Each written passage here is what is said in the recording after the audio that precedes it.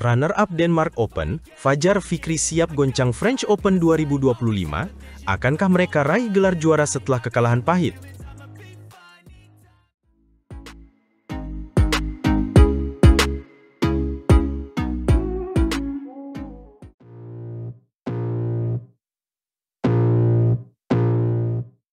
Betul sekali, setelah penampilan luar biasa di Denmark Open 2025, di mana mereka berhasil melaju hingga babak final, kini semua mata tertuju pada French Open 2025. Ada ekspektasi besar di pundak mereka. Tentu saja, menjadi runner-up di turnamen sekelas Super 750 itu bukanlah hal yang mudah.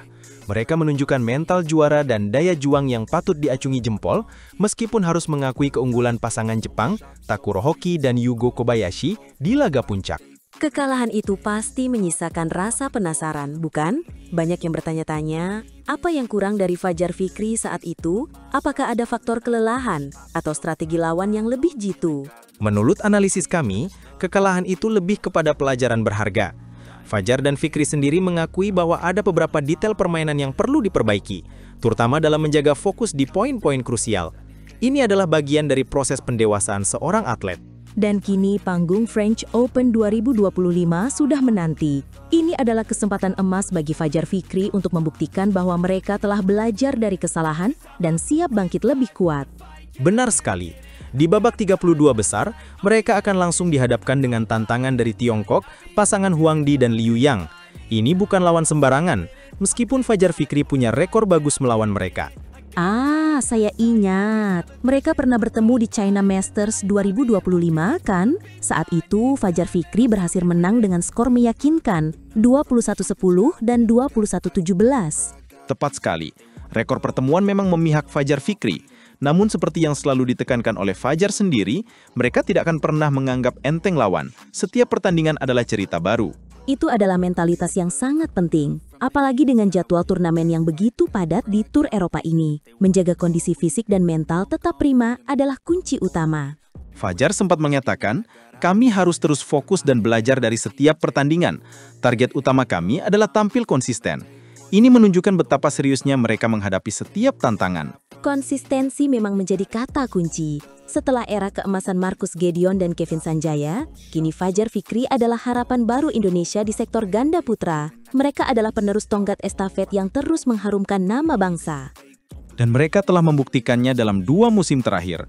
Penampilan solid mereka bukan hanya sekedar pelapis, melainkan kekuatan utama yang patut diperhitungkan di level elit dunia. Kombinasi permainan cepat, variasi serangan tajam, serta pertahanan rapat adalah ciri khas Fajar Fikri.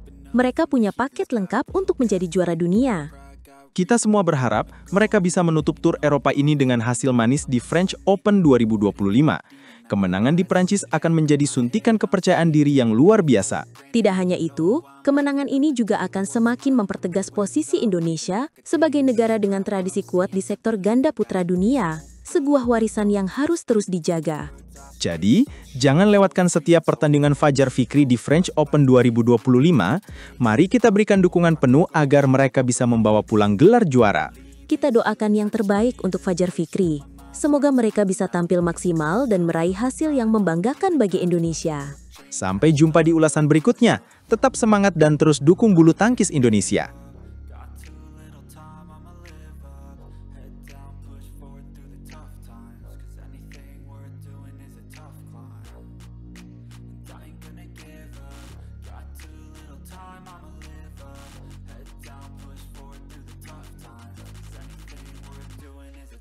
Kejutan besar datang dari arena bulu tangkis dunia. Anthony Ginting bangkit dari kekalahan pahit, membalas dendam manis di French Open 2025. Akankah ia terus melaju?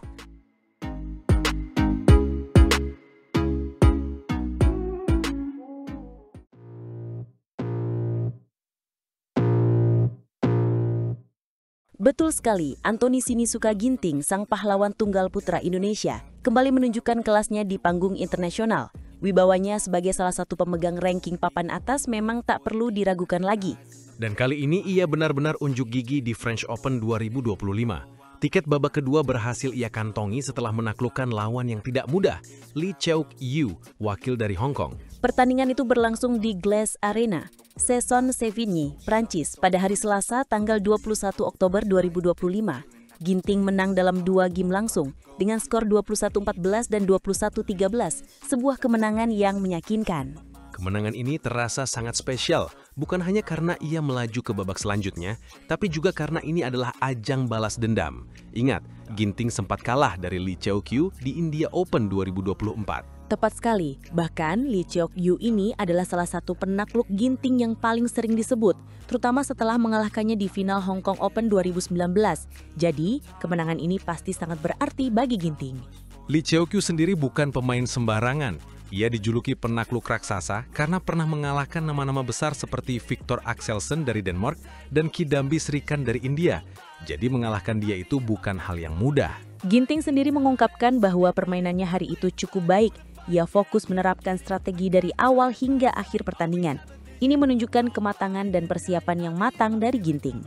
Laga sengit sudah terasa sejak awal game pertama, skor sempat imbang 6-6. Lalu Ginting berhasil menjauh 8-6. Tapi Lee tidak menyerah begitu saja. Ia mendekat 7-8, bahkan menyeimbangkan kedudukan dan memimpin saat interval dengan skor 11-8. Ini menunjukkan betapa ketatnya persaingan di game pertama. Namun Ginting tidak panik. Setelah interval, Lee sempat mengejar ketertinggalan menjadi 10-13, tapi Ginting kembali melebarkan jarak menjadi 15-10. Lee terus membayangi, skor sempat 16-12, tapi Ginting langsung tancap gas, membukukan 3 poin berikutnya secara beruntun. Lee berusaha bangkit dan menambah angka menjadi 14-19, namun Ginting membalasnya dengan game point 20-14. Dan akhirnya, Ginting yang sudah memegang kendali permainan berhasil menutup game pertama dengan skor 21-14. Kemenangan di game pertama ini jelas meningkatkan kepercayaan dirinya. Betul sekali, memasuki game kedua, Ginting langsung tancap gas dengan 5 poin beruntun, sebuah awal yang sangat dominan. Lee sempat memecah kebuntuan, tapi Ginting tidak memberikan kesempatan sedikit pun bagi lawannya untuk bangkit.